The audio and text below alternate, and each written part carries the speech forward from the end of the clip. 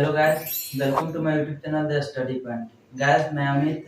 आज मैं आप सभी को मैं अपने YouTube channel the study point में किसी भी रासायनिक अभिक्रिया को संतुलित करना सिखाऊंगा।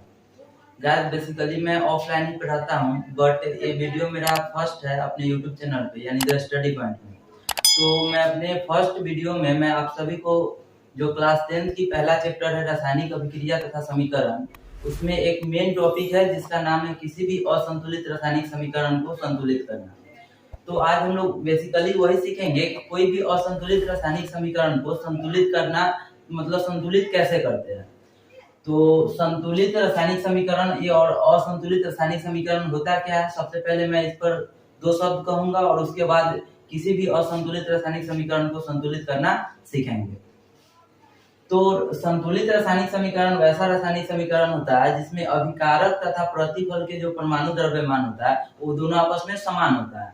लेकिन अगर अभिकारक तथा प्रतिफल के जो परमाणु द्रव्यमान दोनों में समान नहीं होता है, उसी को हम लोग बोलते हैं असंतुलित रासायनिक समीकरण। तो जो असंतुलित रासायनिक समीकरण होते हैं उसको हम लोग संतुलित किस प्रकार करते हैं, उसी को आज हम लोग बेसिकली सीखेंगे।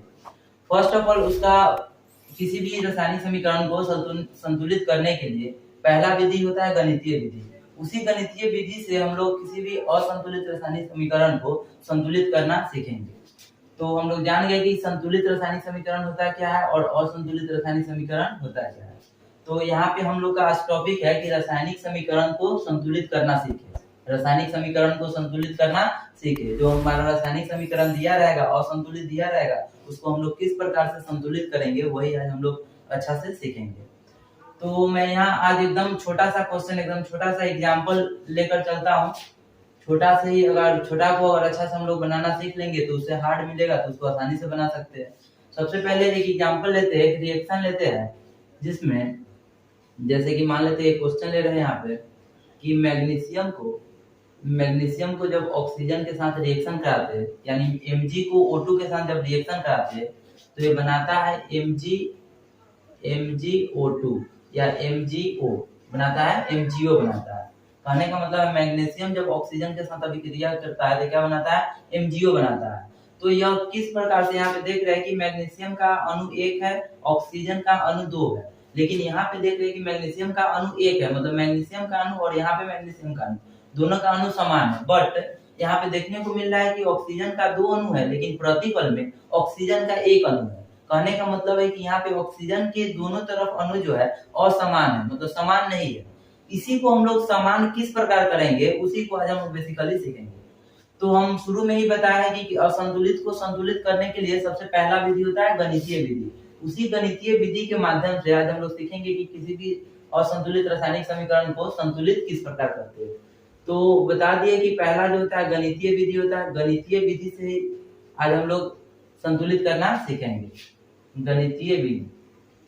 गणितीय विधि में सबसे पहले करते क्या है उसको हम बता रहे हैं। कहने का मतलब है कि जो रिएक्शन दिया रहेगा, जो अभिक्रिया दिया रहेगा, उसको हम लोगों को किसी भी चर राशि से क्या करना है, मान लेना है। मतलब कि उसके गुणांक को चर राशि से मान लेना है। यानी जैसे कि मान लेते हैं कि Mg के पहले कोई चर राशि होगा, जैसे मान लेते हैं Mg के पहले कोई चर राशि A होगा। फिर मान लेते हैं ऑक्सीजन के पहले कोई चर राशि होगा, उसको मान लेते हैं B होगा। उसको अल्टरनेट मेथड में हम लोग मानते जाएंगे, किसी को A मानेंगे, किसी को B, सभी को डिफरेंट मानेंगे। ये नहीं कि सभी को एक समान मान लोगे तो तुमको कैलकुलेशन करने में दिक्कत होगी। इसलिए जितने भी टर्म होंगे रिएक्शन में, जितने भी टर्म होंगे अभिक्रिया में, तो उसमें प्रत्येक टर्म को अलग अलग चर पद से हम लोग क्या करना है, मानना है। तो यहाँ पे MgO जो है, MgO को मान लेते हैं C, क्योंकि इससे पहले अभिकारक में A और B मान चुके हैं। तो MgO को हम लोग क्या मान रहे हैं, C मानकर चल रहे हैं।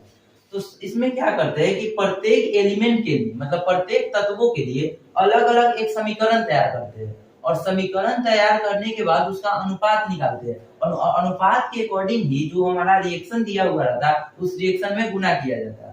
तो हम सबसे पहले बताया है कि चर राशि से मानने के बाद हमको क्या निकालना है जी, तो हमको समीकरण तैयार करना है। तो समीकरण किसका तैयार करेंगे, जो रिएक्शन में जो एलिमेंट भाग लिया है उस प्रत्येक एलिमेंट का हम लोग इक्वेशन तैयार करेंगे, यानी समीकरण तैयार करेंगे।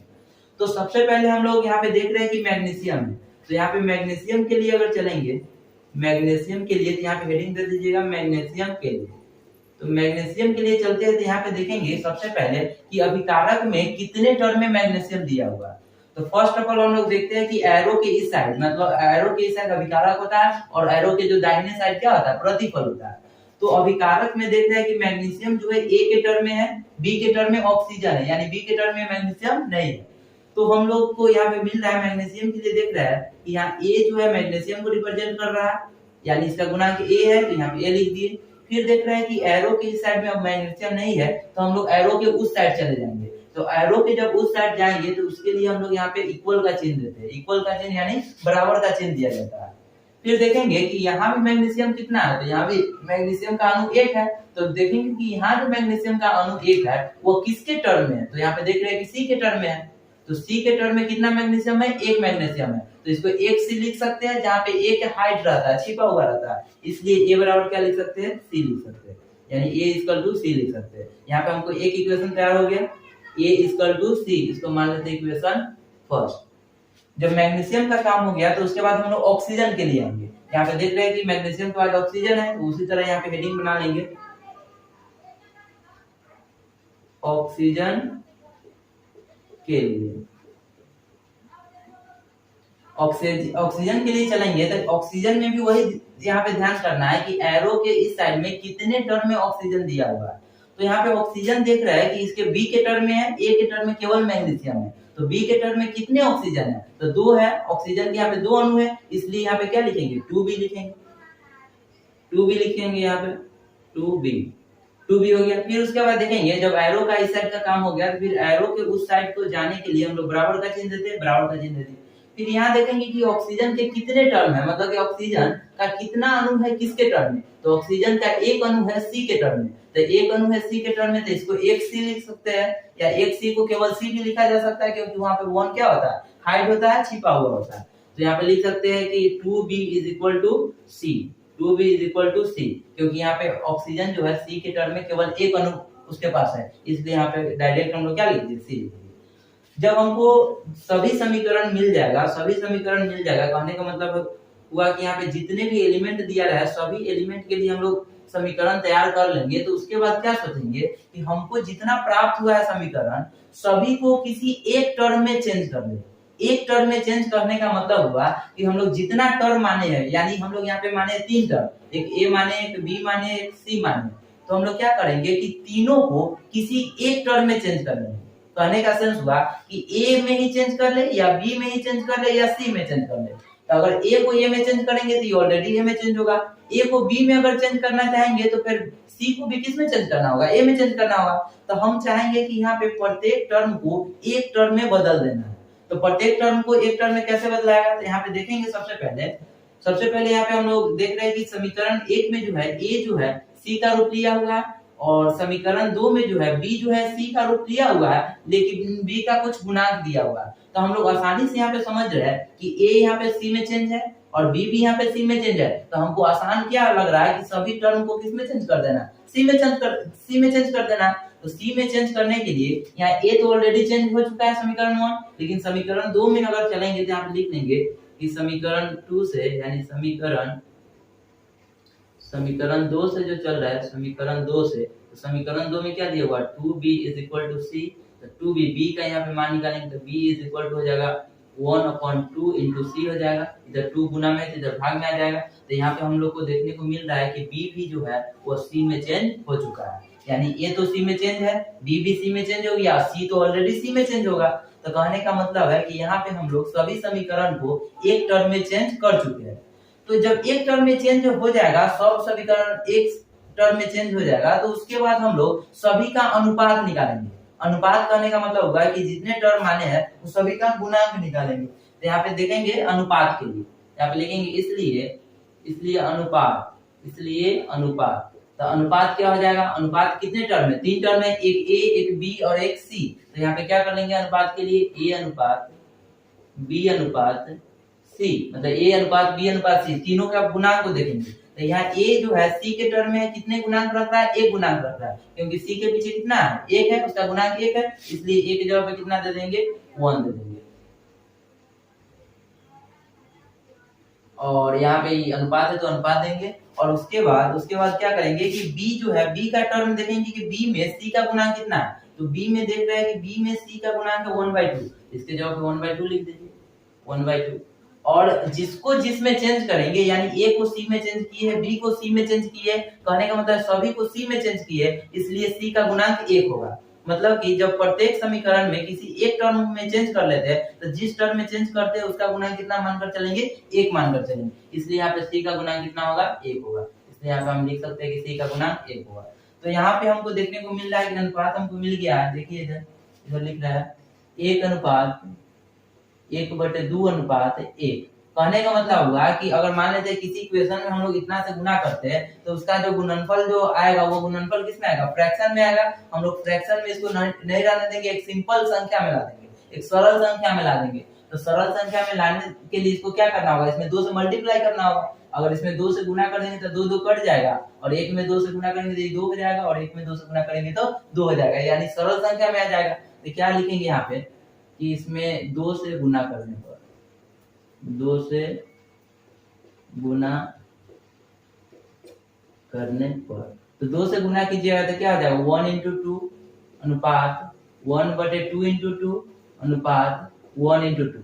यहाँ पे 2 2 कट जाएगा, 1 में 2 से गुना करेंगे तो 2 हो जाएगा, 1 में 1 से गुना कीजिएगा तो 1 हो जाएगा, और 1 में 2 से गुना करेंगे तो 2 हो जाएगा। तो यहाँ पे हम लोग क्या देखें कि जितने टर्म माने हुए थे सभी का अनुपात निकल चुका होगा। कहने का मतलब है कि यहाँ पे जो अनुपात निकला है, यह 2 जो है a का अनुपात है, 1 जो है वो b का अनुपात है, और जो 2 जो है वो किसका अनुपात है, c का अनुपात है। यही ना हम लोग माने हैं a b c। तो जो जितना अनुपात आया है, जितना उसका गुणांक आया, उस गुणांक से इसमें क्या कर देंगे, गुना कर देंगे। तो यहाँ पे लिख दिएगा इसी को कि अतः हमको संतुलित रासायनिक समीकरण प्राप्त करना है। अतः संतुलित रासायनिक समीकरण, अतः संतुलित रासायनिक समीकरण। तो संतुलित रासायनिक समीकरण कब होगा, जब जहां जहां a दिख रहा है उसके गुणांक रख देंगे। तो संतुलित यहाँ a है तो इसलिए a का गुणांक यहाँ पे क्या है, तो 2, इसको लिख सकते हैं 2mg प्लस b के जगह पे 1 है तो 1 तो लिखते नहीं है, अगर 1 लिख दोगे तो कोई दिक्कत भी नहीं होगा, लेकिन नेक्स्ट स्टेप में इसको क्या कर देंगे, हाइड कर देंगे। तो 1O2 हो जाएगा, और एरो के बाद क्या है, c का टर्म कितना है, c का गुणांक 2 है, इसलिए वहां पे लिख लेंगे 2mgO। यहाँ पे इसको हाइड कर लेंगे 1 को, सेकेंड स्टेप में लिख लेंगे 2mg plus O2 arrow 2mgO। यानी जो ये हमको इक्वेशन मिला, ये हमको जो रिएक्शन मिला, या रिएक्शन मिला, ये रिएक्शन कैसा है, बैलेंस रिएक्शन है। बैलेंस रिएक्शन करने का मतलब है संतुलित समीकरण है। देख लीजिए संतुलित समीकरण जांचने का तरीका भी बता दे रहा है। सबसे पहले क्या करेंगे, एक एलिमेंट के अणु को देखेंगे। तो यहाँ एक एलिमेंट मैग्नीशियम को चुन रहे हैं, तो मैग्नीशियम का अणु कितना है, 2 है। फिर देखेंगे कि मैग्नीशियम का इतना ही अणु प्रतिफल में है कि नहीं, मतलब अभिकारक में मैग्नीशियम का 2 अणु है, तो प्रतिफल में भी मैग्नीशियम का कितना अणु होना चाहिए, 2 अणु होना चाहिए। तो यहाँ पे प्रतिफल में देख रहे हैं कि मैग्नीशियम का भी 2 अणु है, तो यहाँ भी 2 है, यहाँ भी 2 है, तो दोनों तरफ समान है। फिर देखेंगे अभिकारक में ऑक्सीजन का कितना अणु है, तो ऑक्सीजन का भी 2 अणु है, तो प्रतिफल में भी ऑक्सीजन का 2 अणु है। कहने का मतलब यहाँ पे अभिकारक और प्रतिफल में जितना भी मतलब कि एलिमेंट जो भाग लिया, जितना भी तत्व भाग दिया, दोनों का अणु क्या है, परमाणु द्रव्यमान समान है। इसलिए हम इसको कह सकते हैं कि यही मेरा क्या है, संतुलित रासायनिक समीकरण। यह लिख दे कि अतः संतुलित रासायनिक समीकरण इतना प्राप्त हुआ, यही हमको प्राप्त हुआ है, यही मेरा क्या गया अंततः, यही मेरा आंसर है। तो इस विधि से हम लोग किसी भी रासायनिक समीकरण को, मतलब कि जो असंतुलित होगा उसको संतुलित आसानी से कर सकते हैं। वही जो टर्म बताया है, सबसे पहले जितना टर्म दिया रहेगा उसको चर राशि से मान लेना है। फिर उसके बाद प्रत्येक एलिमेंट के लिए उसका इक्वेशन तैयार करेंगे, और इक्वेशन तैयार करने के बाद क्या करना है, सभी का अनुपात निकालते हैं। जैसे कि अगर मान लेते इसमें 3 टर्म था तो 3 अनुपात में बांट देंगे, a अनुपात b अनुपात c।